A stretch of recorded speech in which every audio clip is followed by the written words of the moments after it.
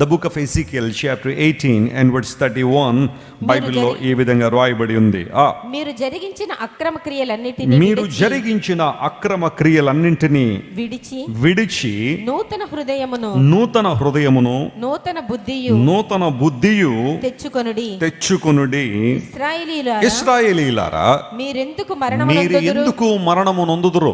ఇదే ప్రభువగు యెహోవా వాక్కు. ఈ మాటలు నాతో అందరూ చెప్పండి. మీరు నూతన హృదయమును నూతన బుద్ధియు తెచ్చుకొనుడి.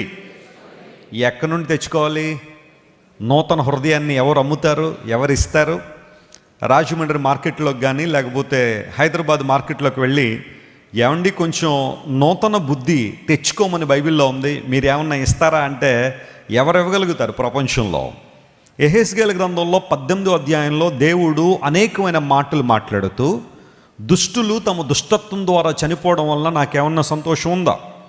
దుర్మార్గులు తమ దుర్మార్గతను బట్టి చనిపోవడం వల్ల నేను ఆనందించేవాడిని కాదు.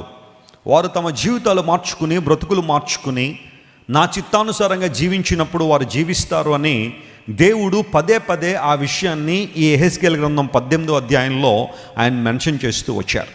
మీరందరూ కూడా నూతన హృదయాన్ని తెచ్చుకోండి, నూతన బుద్ధిని తెచ్చుకోండి అని లేఖనం సెలవిస్తూ ఉంది.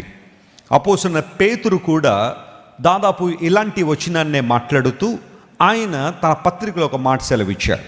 పేతురు రాసిన మొదటి పత్రిక 4వ అధ్యాయం 7వ వచనం మనం చదివితే అందులో ఒక మాటను పేతురు మహాశయుడు మాట్లాడుతున్నాడు. 1 Peter chapter 4 and verse 7. అయితే అన్నిటి అంతము సమీపమైంది గనుక కాగా మీరు స్వస్థ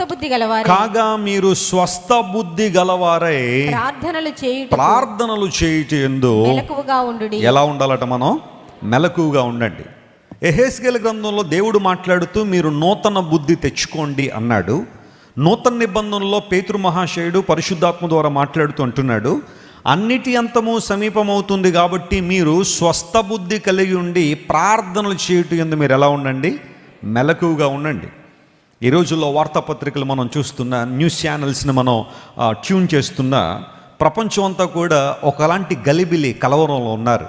అదేంటంటే గ్లోబల్ వార్మింగ్ అనే మాట మీరు చాలామంది వినుంటారు. గ్లోబల్ వార్మింగ్ అంటే ఈ భూమి అపరిమితంగా వేడెక్కుతూ ఉంది. గత సంవత్సరాల్లో వాతావరణ పరిస్థితులను, ఉష్ణోగ్రతలను గమనిస్తే గతించిన 6-7 సంవత్సరాల నుంచి భూమి ఒక 6 డిగ్రీలు ఉష్ణోగ్రత పెరిగింది అని శాస్త్రవేత్తలు కలవరపడుతున్నారు. అలా భూమి వేడెక్కడం వలన జరిగే పరిస్థితులు ఏంటి, లేకపోతే గ్లోబల్ వార్మింగ్ అనేది జరగడం వలన ఎలాంటి వినాశకాలు జరుగుతాయంటే, ధ్రువాల్లో ఉన్న మంచు కరిగిపోవడం వలన సముద్రపు మట్టం పెరిగిపోతుంది. ఈరోజు మనం సముద్ర తీర ప్రాంతాలుగా భావిస్తున్న ఆ నగరాలు ఏవైతే ఉన్నాయో ఒక 15-20 సంవత్సరాల తర్వాత ఆ నగరాలు చాలా మట్టుకు కనబడకపోవచ్చు. ఇంక్లూడింగ్ మన దేశంలో ముంబై నగరం కావచ్చు, మన రాష్ట్రంలో వైజాగ్ కావచ్చు, లేదా మరికొన్ని ప్రాంతాల్లో ఉన్న ఆ సాగర తీర ప్రాంతాలన్నీ కూడా సముద్ర మట్టం పెరగడం వలన ఏమైనా ఇబ్బందులు రావచ్చేమో అని పర్యావరణ శాస్త్రవేత్తలు ఇబ్బందులు పడుతున్నారు. గ్లోబల్ వార్మింగ్ వలన భయంకరమైన కార్యాలు జరుగుతున్నాయని. ఉష్ణోగ్రతలు పెరగడం వలన నీటి మట్టం పెరిగిపోతూ ఉంది, వేడెక్కిపోతూ ఉంది. ఉష్ణోగ్రతలు వేడెక్కడం వలన విపరీతమైన పరిస్థితులు జరుగుతూ ఉన్నాయి. ఎండలు తారాస్థాయికి చేరుకుంటున్నాయి. సమ్మర్ రాకముందే ఎండలు వడగాలులు వీయడం వలన చాలామంది ఇబ్బందులు పడుతున్నారని రకరకాలైన సూచనలు వారు చేస్తున్నారు. గ్లోబల్ వార్మింగ్ జరగడానికి కారణం ఏంటంటే పొల్యూషన్.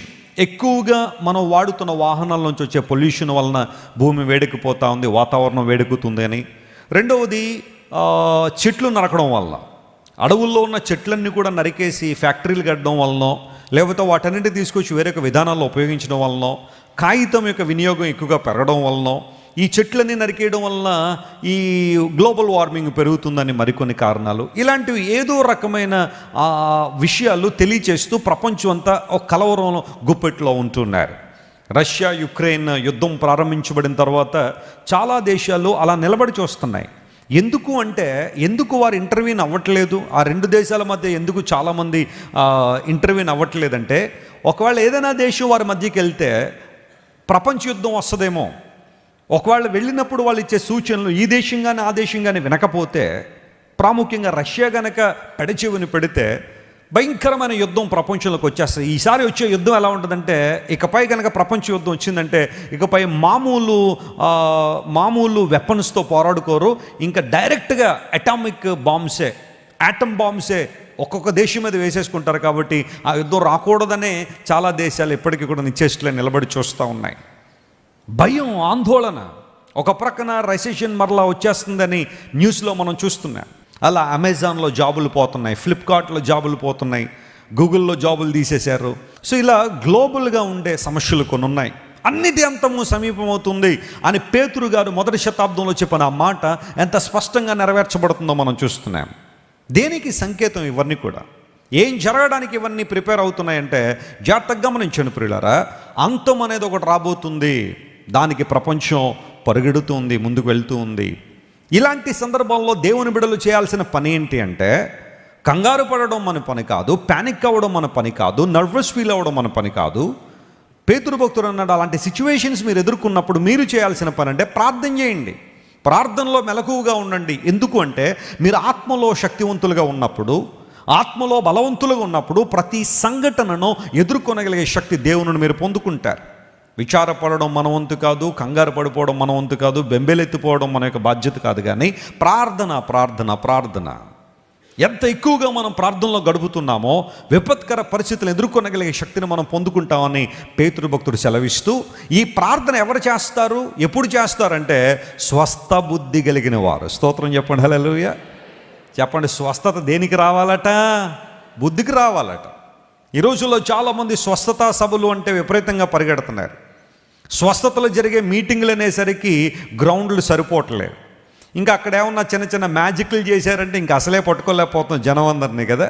వాళ్ళు చాలా శక్తి గలవారు అన్నట్టుగా కొంతమంది భావించేవాళ్ళు చాలామంది ఉంటారు.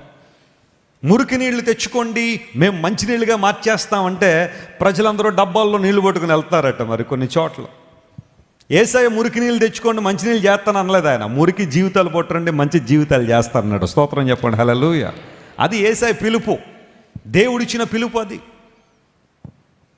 శారీరకమైన స్వస్థత కోసం చాలామంది పరుగు పెడుతున్నారు. దట్స్ ఓకే, స్వస్థత దేవుడు చేయడని నేను అంటల్లా, అద్భుతాలు యేసయ్య చేయడని నేను అంటలేదు. కానీ మన బుద్ధికి స్వస్థత వచ్చిందా? మన ఆలోచనకు స్వస్థత వచ్చిందా? మన తలంపులకు స్వస్థత వచ్చిందా? మన యొక్క అంతరంగము స్వస్థపరచబడిందా? బుద్ధికి స్వస్థత రాకపోతే, బుద్ధికి స్వస్థత లేకపోతే నీ జీవితంలో ఎన్నున్నా అవన్నీ వృధాయే. ఏ రకమైన ఆశీర్వాదం నీకు ఉన్నప్పటికీ కూడా అది నేను పరలోక రాజ్యానికి చేర్చలేరు. దేవుడు నీలో నాలో కోరుకుంటుంది మన బుద్ధికి స్వస్థత రావాలని. అందును బట్టే యెహెజ్కేలు ద్వారా దేవుడు మాట్లాడుతున్నాడు, మీరు నూతన హృదయాన్ని, నూతన బుద్ధిని తెచ్చుకోండి. మీ పాత బుద్ధి మంచిది కాదు. మీ పాత బుద్ధి దేవుని ఆశీర్వాదాలు మీకు తీసుకురావట్లేదు. కాబట్టి మీ బుద్ధిలో మార్పు రావాలి, బుద్ధిలో మార్పు రావాలి. మీరు ఇంతవరకు విన్న దైవ సందేశం మరియు దేవుని సేవకులు చేసిన ప్రార్థన మీకు ఆశీర్వాదకరముగా ఉన్నదని విశ్వసించుచున్నాము. ఈ సందేశాన్ని మీ స్నేహితులకు, బంధువులకు షేర్ చేయండి. మీకు ఏదైనా ప్రార్థన అవసరత ఉన్నచో మా ఫోన్ నంబర్లకు కాల్ చేయండి. దేవుడు మిమ్మల్ని ప్రేరేపిస్తే విశ్వాసంతో సాగుచున్న ఈ పరిచర్యను ప్రోత్సహించండి. మరిన్ని వర్తమానాలు, పాటలు వినుటకు జాన్ వెస్లీ మినిస్ట్రీస్ అను మా యూట్యూబ్ ఛానల్ను సబ్స్క్రైబ్ చేసుకొనండి. ప్రభువైన యేసుక్రీస్తు కృప మీకు తోడైండును గాక.